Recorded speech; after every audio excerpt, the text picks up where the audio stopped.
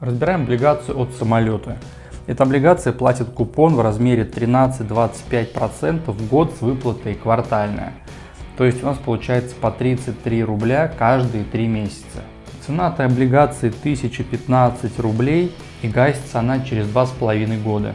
Доходность у облигации 13,2%, если мы отсюда уберем налоги реинвестирования, остается примерно 11,2% средняя доходность в год. И Акро, и Эксперт.РА ставят этой облигации кредитный рейтинг А-. Это хороший рейтинг, и облигация достойна того, чтобы занять определенную долю в вашем портфеле.